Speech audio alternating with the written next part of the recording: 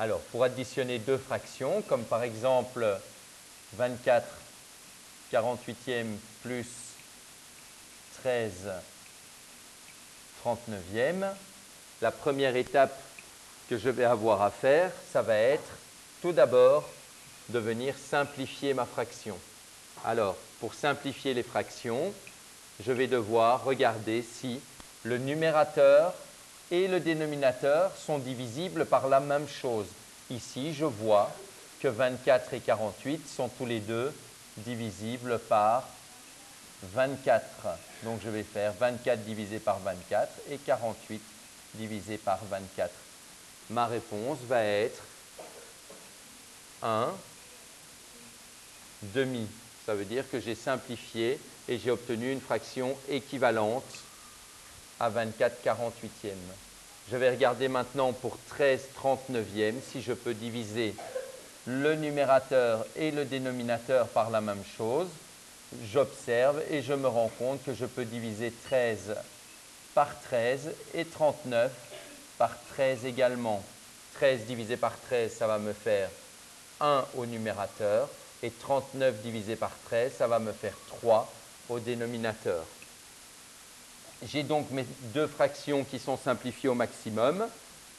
L'étape suivante va être de trouver un dénominateur commun cette fois-ci.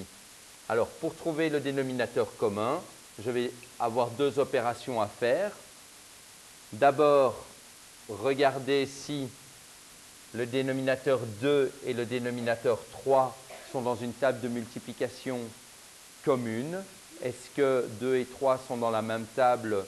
Non. Alors, le plus simple que j'ai à faire, c'est d'utiliser la commutativité et de me dire, je vais multiplier 2 par 3 et 3 par 2.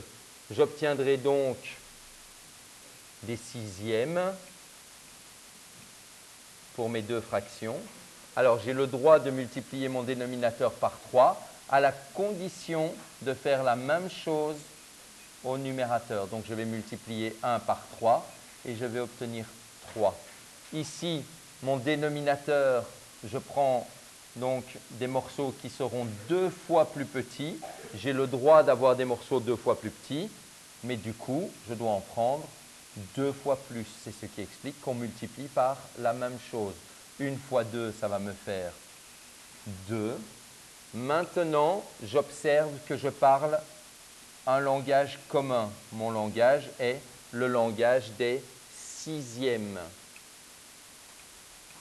Ma troisième étape va donc être maintenant d'additionner les numérateurs entre eux. Et donc, je vais obtenir 3 sixièmes plus 2 sixièmes. Ça va me faire comme réponse 5 sixièmes.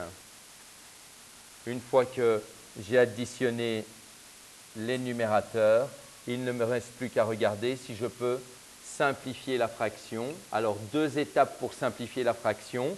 Me demander si j'ai des unités entières dans ma fraction. Donc, est-ce que j'ai plus que 6 sixièmes afin de sortir une unité? Non. Et enfin, est-ce que le numérateur et le dénominateur sont dans une table identique? 5 et 6 ne sont pas dans la même table. Ma fraction finale est donc 5 sixièmes.